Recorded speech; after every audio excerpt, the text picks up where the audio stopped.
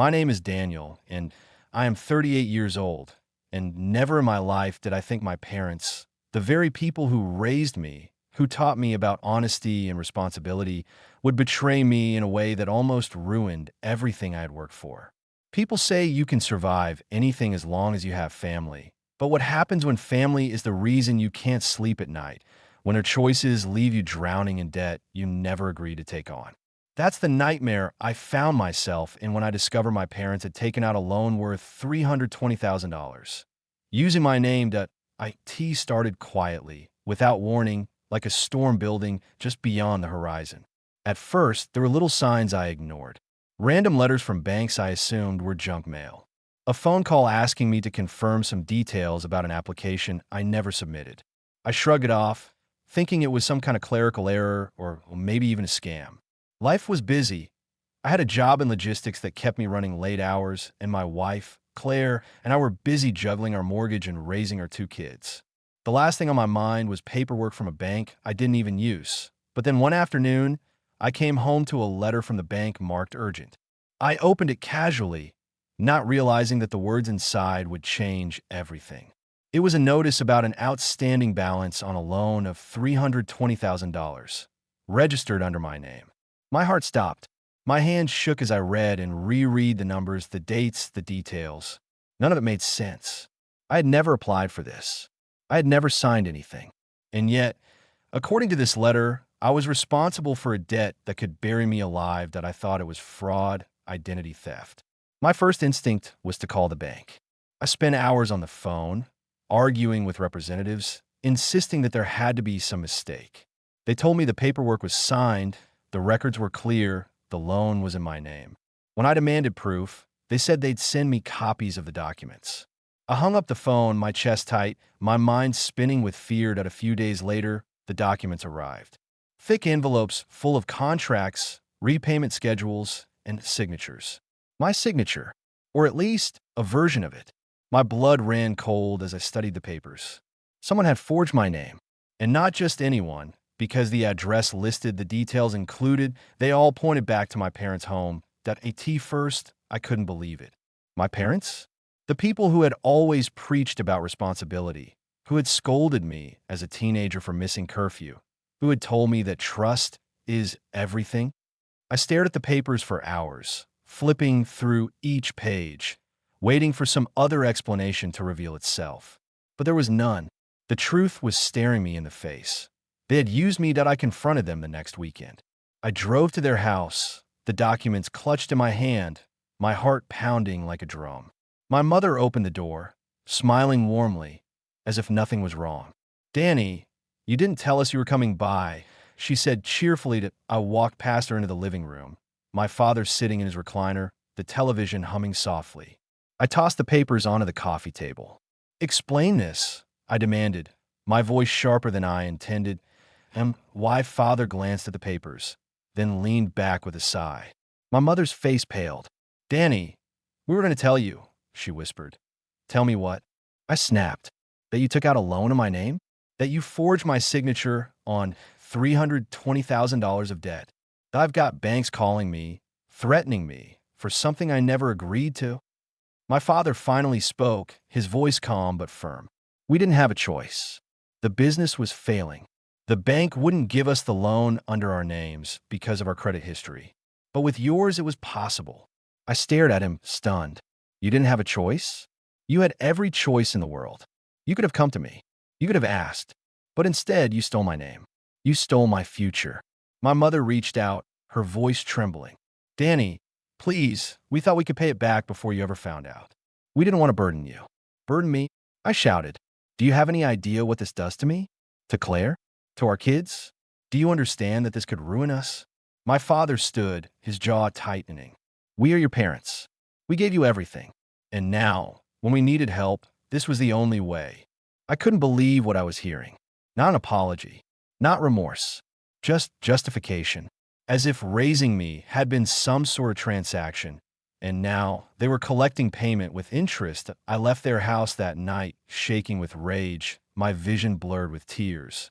I drove aimlessly for hours, unable to process what had just happened. My parents had betrayed me in a way I didn't think was possible.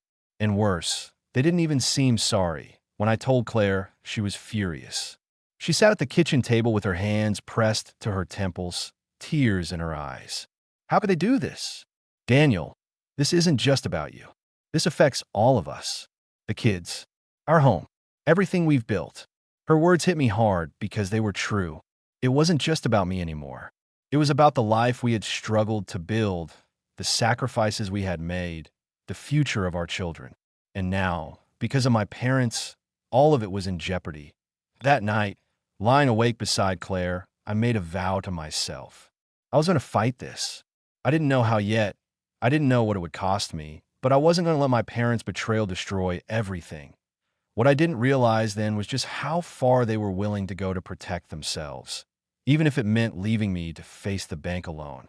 The days after that confrontation felt like I was living inside someone else's nightmare. Every time the phone rang, my stomach dropped. I started dreading the sound of the mailbox creaking open because I knew it meant more letters, more demands, more reminders of the loan I hadn't taken but was now chained to. The bank didn't care about the details. To them, my name was on the contract, my signature was on the documents, and that meant the debt was mine at a T first. I thought maybe I could reason with them. I called, explained the situation, told them the signature was forged. They listened politely, but the answer was always the same. The paperwork is legally binding. They told me I could file a police report, pursue legal action, but even then, the debt would still hang over me until the case was resolved. "You are responsible, Mr. Miller," the representative repeated over the phone one afternoon, her voice clinical, almost bored, as if she hadn't just dropped a boulder on my chest. I hung up the phone and sat at the kitchen table with my head in my hands, the weight of it crushing me. Claire came over, her hand on my shoulder, but I could see the fear in her eyes. "What does this mean for us, Daniel? Are we going to lose the house?" Her words cut deeper than any blade could. I wanted to reassure her, to tell her everything would be okay, but I couldn't. Not when the truth was that I didn't know. $320,000 is not a number you can wish away. It's not a bill you can pay off with a few extra hours of overtime. It's a number big enough to ruin a man's life, to drag a family into bankruptcy, to shatter everything we had built. I tried calling my parents again, desperate to make them see the gravity of what they'd done. My mother answered, her voice tired. "Danny, please don't be angry. We're doing everything we can to fix it." "Fix it?" I shouted. "How? You don't have the money. You can barely keep your own bills paid. What's your plan? Wait for me to drown and hope someone throws me a lifeline?" She sighed. "We thought the business would turn around. Your father was sure this was just temporary. We never wanted this to fall on you. But it has fallen on me." I snapped. "The bank doesn't call you. They don't send you letters. They come after me because my name is on it. Do you understand what that means? You've ruined my credit. You've ruined my future." There was silence on the other end before she finally whispered, "We didn't have a choice." That phrase again, the one they clung to like a shield. We didn't have a choice. But they had every choice in the world. They could have come to me honestly, asked for my help, trusted me enough to at least decide. Instead, they forged my signature, handed me a mountain of debt, and then acted as though it were fate that I slammed the phone down so hard the plastic cracked. Claire stood in the doorway, her face pale. "They don't even feel guilty, do they?" she asked softly. "No," I muttered. "They feel entitled." The stress started bleeding into every part of my life. At work, I couldn't focus. Numbers on spreadsheets blurred together, emails piled up unanswered. My boss pulled me into his office one afternoon and asked if everything was okay. I wanted to tell him the truth, but how could I? How do you explain that your own parents stole your identity and left you to deal with the wreckage? I just nodded and said I was fine, but he didn't look convinced. That night, sleep became impossible.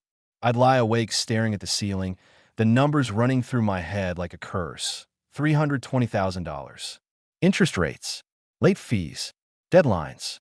Sometimes I'd roll over and see Claire lying there with her eyes open, tears on her cheeks, both of us trapped in the same silent nightmare.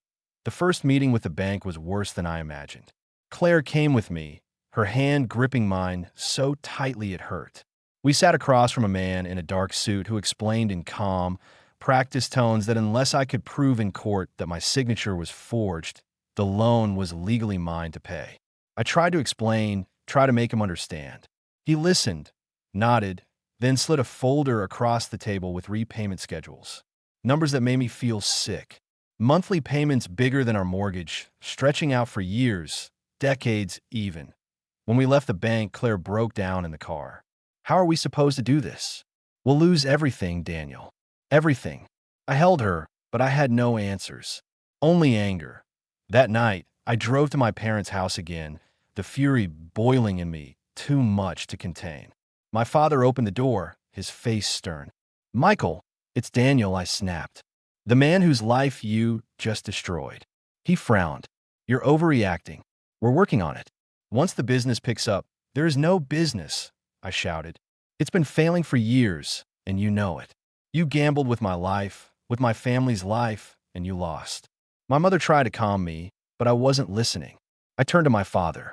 "You always taught me that a man's word is his bond, that trust is everything. Do you even hear yourself now? You forged my name. You lied. You betrayed me. And you think I'm just going to wait while you make excuses?" For the first time, my father didn't have a comeback. He just stood there, his jaw tight, his eyes avoiding mine.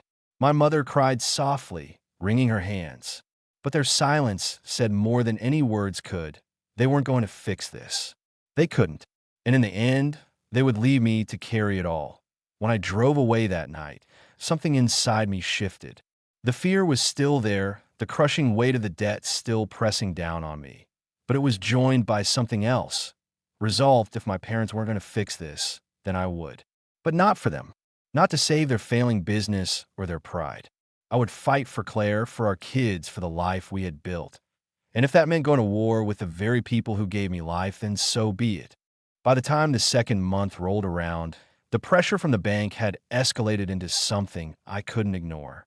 Letters stamped final notice, phone calls at all hours of the day, warnings about legal action. Every time I opened one of those envelopes, my stomach turned. I had always been responsible with money. My credit was spotless, my bills paid on time, my debts minimal. Now all of that was gone, stained by a loan I had never agreed to. It was like watching years of discipline and sacrifice crumble overnight. Claire and I sat down at the kitchen table one night after putting the kids to bed. The stack of letters between us felt like a mountain. She rubbed her temples, exhaustion etched into her face. "We can't keep living like this, Daniel. We need to fight back."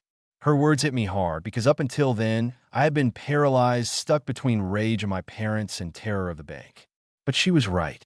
I couldn't just sit there waiting for them to decide whether to destroy us. So the next day, I called an attorney. Walking into that lawyer's office felt surreal. I sat across from a man in his 50s with steel gray hair and a sharp gaze that seemed to pierce right through me. I laid everything out: the loan, the forged signature, the bank's demands, my parents' silence. He listened carefully, taking notes. When I finished, he leaned back in his chair and said, "You're in a tough spot, Daniel. But you do have options. If we can prove your signature was forged, you may be able to clear yourself legally. But understand this. It means accusing your parents of fraud. It means dragging them into court." The words hung heavy in the air. Accuse my parents. Drag them into court. I couldn't even picture it. The idea of standing before a judge, pointing at the people who raised me, and saying they did this to me made me feel sick. But what choice did I have? Claire and I couldn't pay off $320,000. Not in a lifetime. When I told my parents about the lawyer, I hoped, naively, that maybe this would scare them into taking responsibility. Instead, my father exploded. "You drag your own parents into court? After everything we've done for you? Everything you've done for me?" I shot back. "You stole my name. You forged my signature. You left me to drown. And you still think I owe you loyalty?" My mother tried to step in, tears streaming down her face. "Please, Danny, don't do this. We can fix it. Just give us time." "Time?" I shouted. "The bank isn't giving me time. They're threatening to take everything I have. And you." I pointed at both of them, my voice shaking. "You sit here making excuses while my life falls apart." The argument went in circles, my father insisting it was just business, my mother begging me not to ruin the family. But the family was already ruined. Every word they spoke only widened the chasm between us. Meanwhile, the lawyer began building a case. He sent letters to the bank disputing the validity of the loan, demanded copies of every piece of documentation, and hired a handwriting expert to analyze the signatures. When the report came back, it was clear the signature on the loan documents was not mine. It was similar, yes, but sloppy in ways my real signature never was. When I showed that report to my parents, I thought maybe, finally, they would break. Maybe they would admit the truth. But my father only crossed his arms and muttered, "Experts can be wrong." That was the moment I realized something devastating. They were never going to admit it. Not privately, not publicly, not even to themselves. They would cling to their lies until the end, even if it meant watching their son drown. The first court hearing was brutal. I sat there in a suit that suddenly felt too tight, my palms sweating, while the bank's attorney painted me as irresponsible. He talked about how the loan was approved with my name, how the payments had already fallen behind, how my financial history showed I had the ability to apply. I wanted to scream, to stand up and shout, "This isn't me." But my lawyer kept squeezing my arm, reminding me to stay calm. When it was our turn, he presented the handwriting analysis, the inconsistencies in the documents, the fact that the loan had been processed using details that matched my parents' address and business, not mine. I sat there, my throat dry, as the truth began to take shape in front of the judge. But what gutted me most was seeing my parents sitting on the other side of the courtroom. My mother wouldn't look at me. My father glared, his jaw set in defiance. When the judge asked him questions, he lied. He swore up and down that I had agreed, that I had given permission, that I was now trying to back out because I didn't want the responsibility. Hearing him twist the story like that made my stomach churn that I left that courtroom shaking, my whole body trembling with rage and grief. Claire held my hand, whispering that we would get through this, but I couldn't even respond. All I could think was, how did it come to this? How did I go from being their son to being their enemy? The legal battle dragged on for months. Every hearing, every document, every lie chipped away at whatever scraps of trust one had left. Friends and relatives started hearing about it, and whispers spread through the family. Some sided with me, horrified at what my parents had done. Others called me ungrateful, accused me of trying to destroy my parents' lives. It was like being ripped apart from every angle point one night.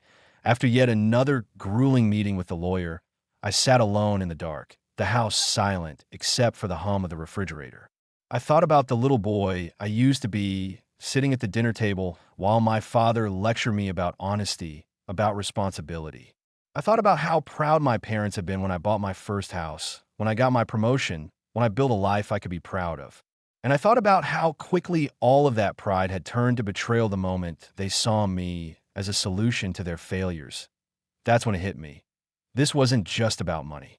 It was about control, about parents who had always seen me as an extension of themselves, never as my own man. And now, faced with the collapse of their business, they had chosen to sacrifice me rather than face their own mistakes. The rage burned hot, but underneath it was something colder, harder. Resolve. If they wanted a war, then I would give them one. I would fight, not just for myself, but for Claire, for our kids, for the life we had built. And if that meant cutting my parents out of my life forever, then so be it. The courtroom became a second home to me in those months, though every visit felt like stepping into a torture chamber. The smell of polished wood, the sound of shuffling papers, the sight of my parents sitting across from me with stone-cold faces, it all became etched into my memory. Each hearing chipped away at me, like someone carving pieces of my soul until nothing was left. The bank was ruthless. Their attorney spoke with precision, painting me as negligent, a man trying to escape responsibility for a loan he willingly signed. They showed the documents again and again, holding them up like weapons. "Mr. Miller," the attorney said one afternoon, his voice dripping with false courtesy, "are you asking this court to believe that someone, your own parents, no less, would forge your name for a loan of $320,000 without your knowledge?" My throat tightened. "Yes," I answered firmly, my voice cracking but strong. "That's exactly what I'm saying." The courtroom murmured, and I felt the weight of every pair of eyes on me. My parents sat still, My mother dabbing her eyes with a tissue, my father staring straight ahead. It was a performance. She wanted pity, he wanted control. And I was left carrying the shame, looking like a son who had turned against his family. Claire sat behind me at every hearing, her hand on my shoulder, her presence the only thing keeping me from collapsing under the pressure. But even she couldn't stop the cracks forming in me. At night, I was hollow. I barely spoke, barely ate. The kids would ask, "Daddy, are you okay?" And I would force a smile, telling them not to worry. But inside, I was unraveling. The financial strain was unbearable. Even though the case was ongoing, the banks still hounded me. Letters demanding payments, threats of wage garnishment, warnings of foreclosure. I spent hours on the phone, my voice hoarse from pleading, explaining, begging them to wait until the court reached a decision. But banks don't deal in compassion. They deal in numbers. And to them, I was a number that didn't add up. One evening, I came home to find Claire at the dining table, bills spread out around her, tears streaking her face. "Daniel," she whispered, her voice breaking, "we can't keep this up. If they take the house," she couldn't finish the sentence. I sank into the chair beside her, burying my face in my hands. The thought of losing the home we had built together, the place where our kids had taken their first steps, where we had painted the walls ourselves, it made my chest ache so deeply I could barely breathe. The hardest part, though, was the betrayal itself. Every time I looked at my parents across that courtroom, I felt a mixture of rage and sorrow. How could they sit there, listening to me fight for my life, and not step in to tell the truth? How could they watch their son be torn apart and say nothing? At one hearing, the judge turned to my father directly. "Mr. Miller, did you sign these documents?" My father didn't hesitate. "No, Your Honor. My son signed them. He's trying to back out now because he doesn't want to take responsibility." The words hit me like a punch to the gut. For a moment, I couldn't breathe. I had always known my father was stubborn, prideful, unwilling to admit weakness. But to hear him lie so blatantly, to watch him condemn me in front of strangers, stripped away whatever scraps of love I still clung to. In that moment, he wasn't my father. He was just another man trying to destroy me to save himself. After that hearing, I sat in the parking lot for nearly an hour, gripping the steering wheel, my chest heaving. Claire begged me to come home, but I couldn't move. All I could think was, what kind of son takes his parents to court? What kind of parents force him to? The guilt and the rage twisted inside me until I thought I might explode. The stress took a toll on my body. I lost weight. My hair began to thin. I woke up with headaches that wouldn't go away. My doctor warned me that the anxiety was affecting my health, that I needed to find a way to manage it. But how do you manage the kind of stress that comes from being crushed between loyalty to your blood and the survival of your own family? The lowest point came one night after another brutal phone call with the bank. They threatened to freeze my accounts, to take legal action that could ruin me completely. After I hung up, I walked outside into the cold night air, my hands shaking. I stared up at the sky, wondering how it had all come to this. I thought about my kids sleeping inside, about Claire's tear-streaked face, about the man I used to be, the man who believed in hard work, in family, in trust. That man felt long gone that I wanted to give up. I wanted to let it all collapse, to walk away from the fight. But then I thought of Claire's voice, trembling as she said, "We can't lose the house." I thought of my children's laughter echoing through the halls. And something inside me hardened. The next morning, I called my lawyer and told him, "I don't care how long this takes. I don't care what it costs me. I'm not giving up. We're going to prove the truth, even if it kills me." Because in that moment, I realized something important. My parents had already taken so much from me. My peace, my credit, my trust. But I wasn't going to let them take my future, too, that if they wanted me broken, they would have to fight harder. Because I wasn't done yet. The final hearing came on a gray morning in late autumn, the kind where the sky feels heavy and the air itself seems to carry weight. I walked into the courthouse in a suit that no longer fit the way it used to, my shoulders thinner, my face gaunter from months of stress. Claire was beside me, her hand in mine, the only steady thing I had left. My lawyer had prepared me for every possible outcome, but nothing could have prepared me for the feeling of standing there, knowing that my life's future hung on the words of a judge. The bank's attorney made his case one last time. He spoke with sharp precision, repeating the same points like a broken record. The documents bore my name. The loan had been approved under my credit. The payments were overdue. To him, it was simple.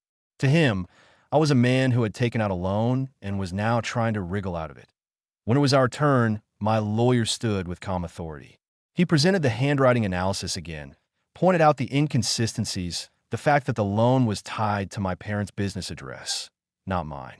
He reminded the court that I had immediately reported the issue, that I had cooperated fully, that I had no history of irresponsible borrowing. And then he said the words that echoed in the room. This is not a case of negligence. This is a case of betrayal, committed not by strangers, but by his own parents. The judge sat quietly, her hands folded, her face unreadable. When she finally turned to me, she asked, "Mr. Miller, do you have anything you'd like to say before I make my decision?" I stood, my knees trembling, my throat dry. I looked at my parents across the room. My mother's eyes were red from crying, my father's face stone-hard, unyielding. For a moment, memories flooded back. Christmas mornings, birthdays, my father teaching me how to ride a bike, my mother hugging me after a scraped knee. And then those memories dissolve into the reality of forged signatures, endless phone calls, sleepless nights. "Yes, Your Honor," I said, my voice breaking but steady enough. I want to say that I never imagined I would be standing here fighting against my own parents. But the truth is, they took my name, they took my trust, and they nearly destroyed everything I've worked for. I am not here to dishonor them. I am here because they left me no choice. I cannot pay for a debt that was never mine, and I cannot continue to bear the weight of lies that don't belong to me. The silence that followed was suffocating. Then the judge spoke, her voice firm. After reviewing the evidence, it is clear that Mr. Miller's signature was forged. The responsibility for this loan does not fall on him. The bank may pursue other avenues for repayment, but Daniel Miller is absolved of liability. For a moment, I couldn't breathe. The words washed over me like water after months in the desert. Claire squeezed my hand so tightly it hurt, whispering, "We did it." Relief crashed into me, followed quickly by grief. Because while the court had freed me from the debt, it hadn't freed me from the reality of what I had lost. As we walked out of the courtroom, I passed my parents. My mother reached for me, her lips trembling. "Danny, please," I pulled away. "Don't," I said sharply. "You chose this. You chose lies over me." My father glared, his pride still intact even as his world crumbled. "You'll regret turning your back on us," he muttered. I stopped, turned, and met his eyes. "No, the only regret I have is ever believing you'd protect me." And with that, I walked out, the courthouse doors slamming shut behind me. The weeks after the ruling were strange. The debt was gone, but the damage lingered. My credit was scarred, my nerves frayed, my marriage strained from the months of fear and sleepless nights. But slowly, life began to settle. Claire and I rebuilt piece by piece. I focused on the kids, on being present, on showing them that even when the world feels like it's falling apart, you can still stand tall. Why parents try to contact me a few times. Letters, phone calls, even a message left with a relative. But I never responded. I had nothing left to say. The boy who once sought their approval was gone. The man they had betrayed had taken his place. Sometimes, late at night, I think about how things might have been different. If they had just asked me, if they had admitted the truth, if they had stood beside me instead of against me. But those thoughts are dangerous. They lead down a road of what-ifs that can never change reality. The truth is simple. They chose themselves, and in doing so, they lost me. That I am 38 years old, and I have learned the hardest lesson of my life. Trust is not unconditional, not even with family. It must be earned, protected, respected. My parents used my name to secure a loan of $320,000, and in the process, they lost something far more valuable. They lost their son. And though it breaks my heart to admit it, I know now that cutting them out was the only way to survive.